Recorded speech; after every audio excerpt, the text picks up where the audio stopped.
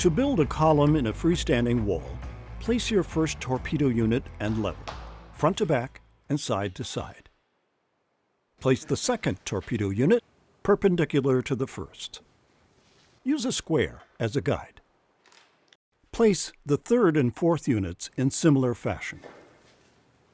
Make sure all units are level with each other. Glue every few inches on the torpedo units. Place the first column unit. Place the second column unit perpendicular to the first and check with a square. Continue placing units in this manner. Glue every course. Continue building until you reach the desired height. Cap with the cap unit of your choice and glue in place.